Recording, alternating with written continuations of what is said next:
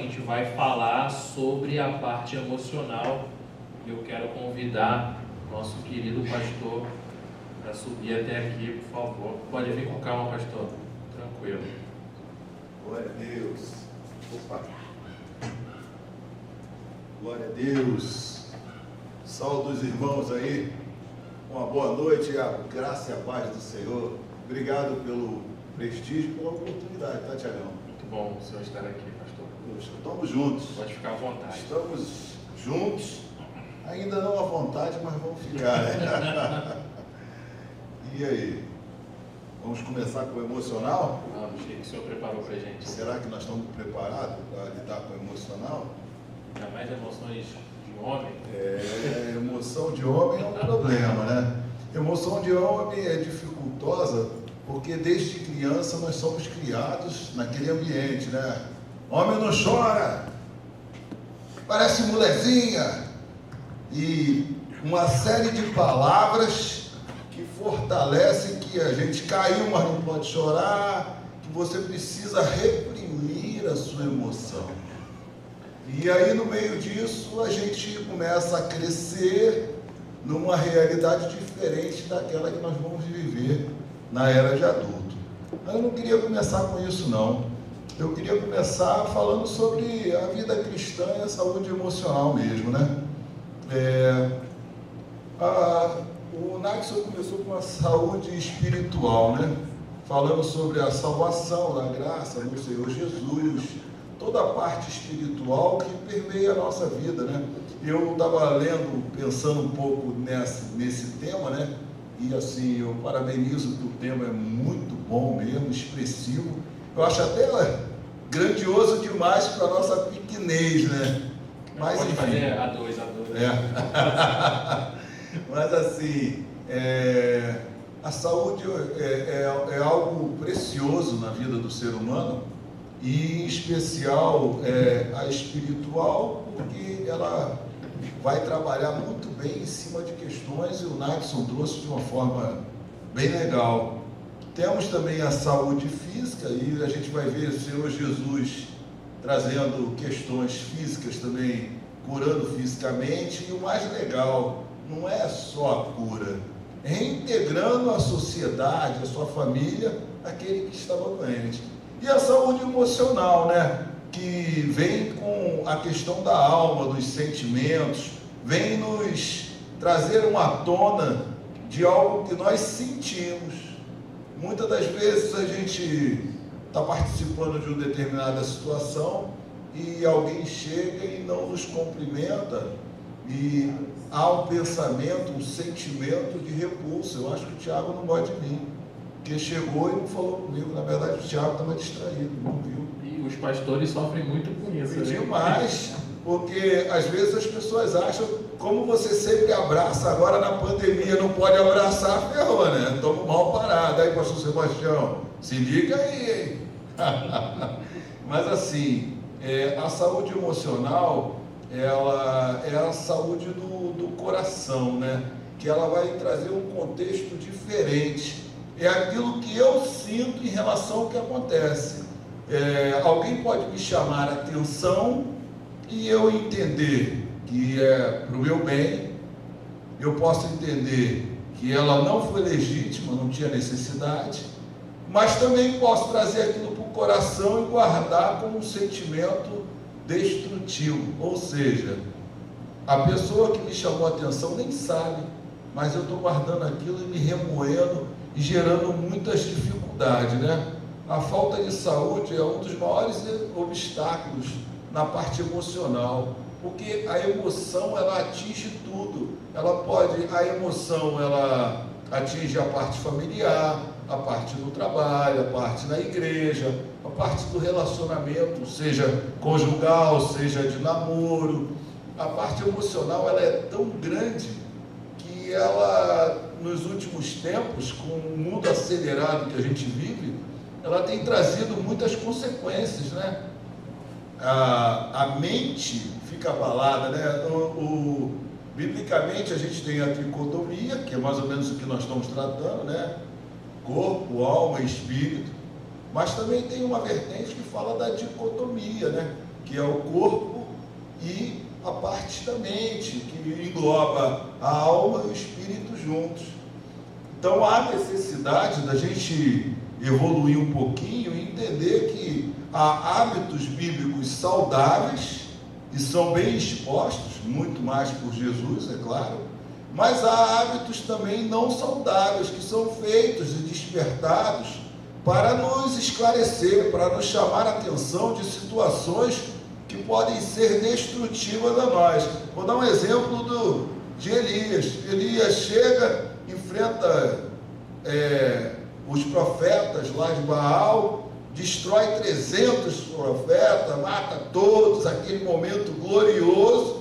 No instante seguinte ele é confrontado, e ao ser confrontado ele se sente tão diminuído e tão oprimido que ele vai para uma caverna e se tranca lá e não come, não dorme, não bebe, não faz mais nada.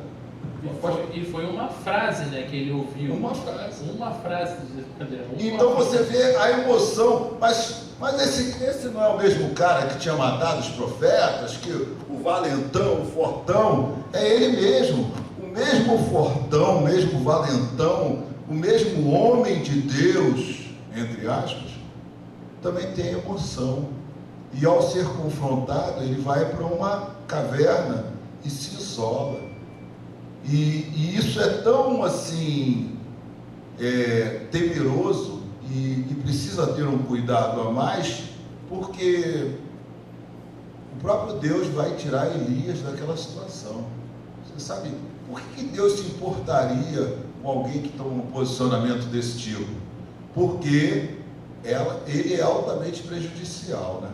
Hoje nós temos países como a Suíça, que financeiramente é estabilizada, você fica desempregado lá, são mais de $2.500 que o cara recebe, ou seja, o cara fica em casa numa condição bem satisfatória, e tem o maior índice de suicídio. Falta de problema, né? Então, é porque os problemas deles são mais emocionais do que financeiros. O nosso, eu acho que é tanto financeiro, né? Político e outras coisas mais. Mas voltando ao tema, assim, há uma necessidade da gente entender que há um universo diferente para aquilo que corresponde emocionalmente. Você pode ter 2 filhos e falar assim: olha, não pode subir aqui, e um acatar e entender que é isso, e o outro você vai precisar sentar e falar: você não pode subir porque você vai se machucar, porque você vai se quebrar, e pode ser que ele aceite ou não.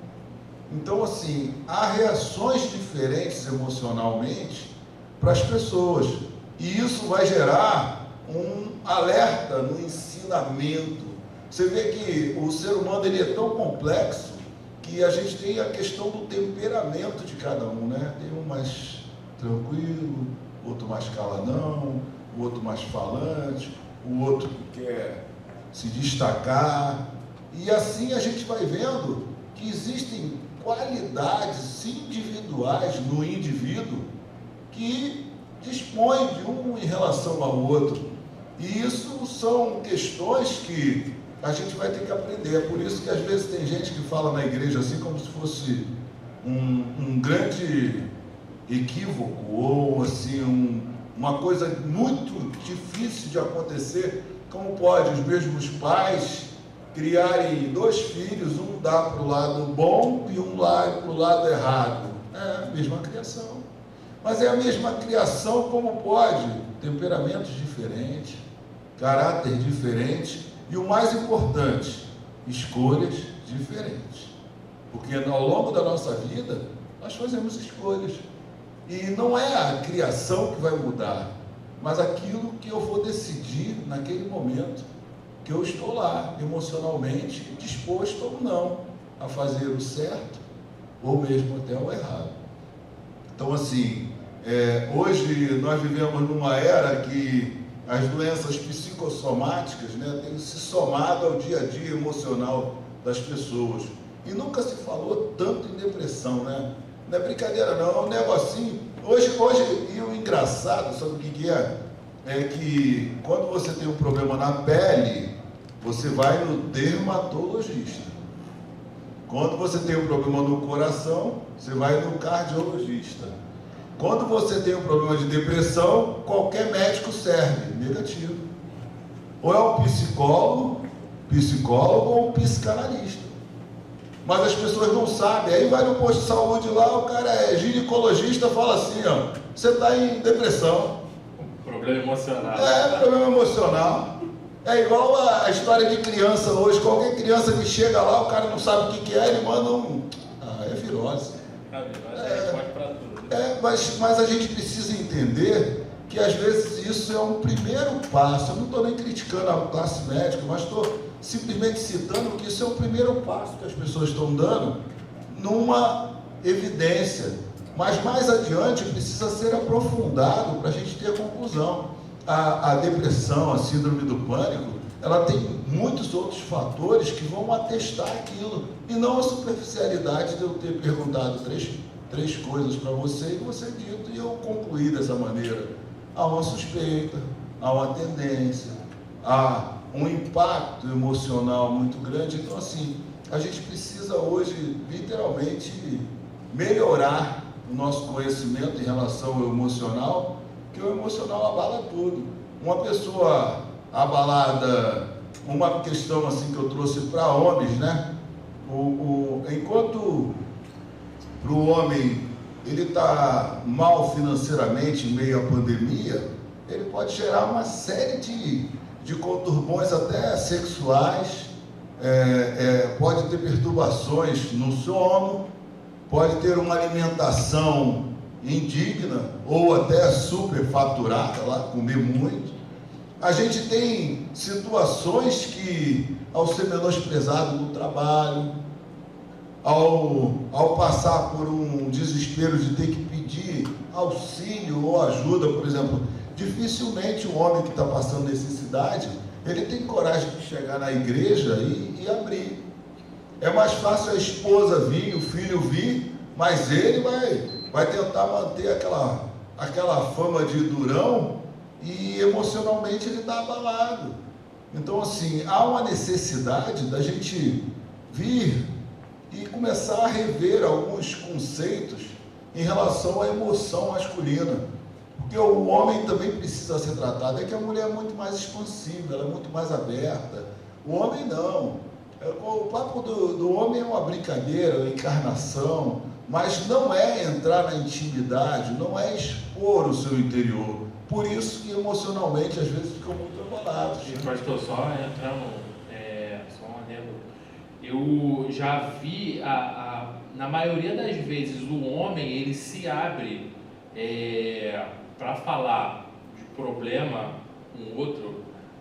Na verdade, ele se abre com um dos melhores amigos dele e geralmente ele está, vou falar a palavra normal mesmo, ele está um pouquinho alcoolizado no bar, aí ele começa a falar tudinho que está ali, né, dentro do coração dele e ele está segurando, né. Aí agora a gente, cristão, a fuga fica como, né? Já que a gente não tem essa opção.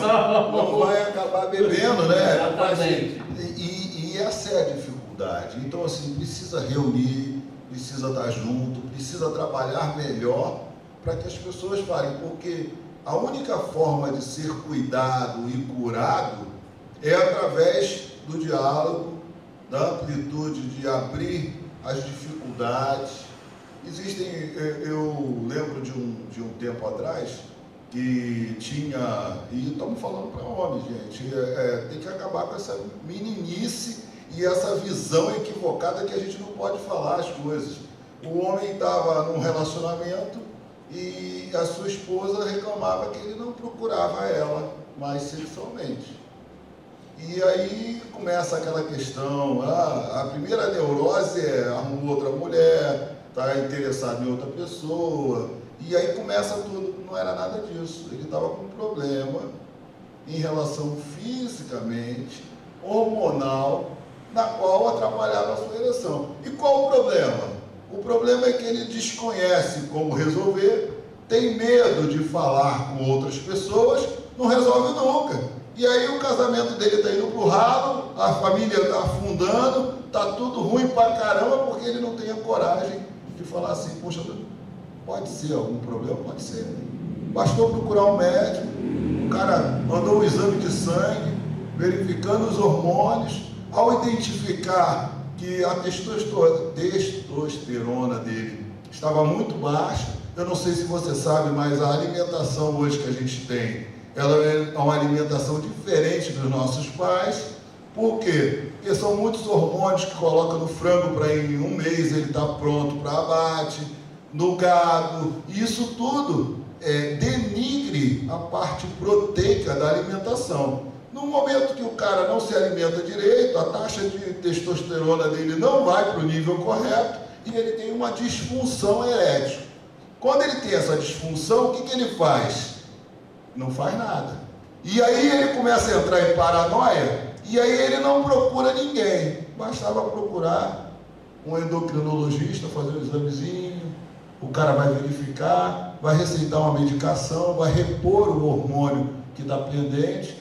Logicamente, ele vai ter que fazer um acompanhamento, porque o hormônio não é brincadeira. Se é uma dosagem errada, ou se tratar equivocadamente, pode gerar outras complicações de saúde. E ali o cara acaba tendo evolução naquilo que era uma crise no seu relacionamento. Entende como é que é importante uma live para os homens? Como é importante a gente entender que existem questões emocionais que vão mudar a nossa vida. O cara dava uma vida de nada. E aí passa a ter uma vida naturalmente.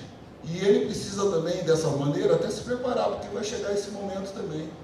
E aí ele precisa ter maturidade para trocar em alguns itens. Então, assim, há uma necessidade de entendermos que a questão emocional, por muito tempo, foi negligenciada na igreja. A igreja falava de corpo e falava de espírito, mas emoção jamais. Imagina você dizer que um homem tem emoção, parecia alguma coisa de outro mundo, e na verdade isso faz parte, tem provado aí pelo que nós temos no dia a dia. Há uma necessidade de um tratamento, de que o emocional faça parte da nossa vida, sim, tratando, equilibrando. Hoje até a criança, eu faço psicanálise clínica, né? Termino no final desse ano.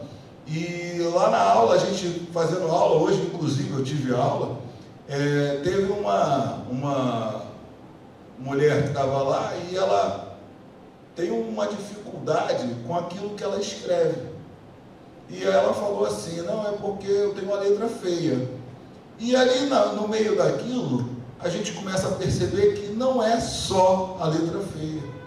E ali ao ser tratado aquele ponto, foi identificado o seguinte, é que quando ela era pequena, olha o problema emocional que um pai e uma irmã pode causar, preste atenção. O pai e a irmã, como a irmã tinha uma letra bonita e bem fácil a leitura, o pai também, eles caçoavam dela em relação à letra dela. E isso gerou um problema emocional. O que acontece? Ela não empresta o caderno para você na escola, na faculdade. Por quê? Porque ela tomou para si, como criança, que a letra dela é feia, que as pessoas não vão entender, que nada. Só sendo tratado numa terapia, numa oportunidade psicanalítica, para você tocar nesse ponto e corrigir um desvio. E aquela pessoa chorou compulsivamente por causa de um problema que aconteceu quando ela tinha por volta de 9, 10 anos de idade. Então, só para você perceber como é que nós somos assim emocionalmente. Nós somos pessoas que, eu dei um exemplo do homem masculino, estou dando um exemplo da mulher, para a gente entender que não é um problema só de mulher, nem só não. Gente, tem gente que a vida inteira não deu certo em nada, nada. No trabalho não deu certo no estudo, e aí chega na igreja, ele quer dar certo em tudo, ele quer jogar em todas as posições, quer ser o goleiro, quer ser o atacante, quer ser o defesa, quer ser o volante, quer ser meio campo, quer ser lateral, quer ser tudo, mas é compensando o quê? Um trauma e um problema psíquico no passado. Então há necessidade de identificar essas questões, mas isso você só consegue trabalhando com elas. Não é num culto, não é estando todo mundo junto, mas é trabalhando a individualidade do ser humano. Eu queria deixar um texto aqui, que é muito precioso, porque como a parte emocional foi muito denegrida no meio cristão, pode ser que alguém fale que não é bíblico. E aí, lá em 1 Tessalonicenses 5, 23, diz assim, 1 Tessalonicenses 5, 23, se você não está com a Bíblia aberta, anota aí, para você dar uma olhadinha. E diz assim, e o próprio Deus de paz vos santifique completamente, e o vosso espírito, alma e corpo sejam plenamente conservados irrepreensíveis para a vinda de nosso Senhor Jesus Cristo.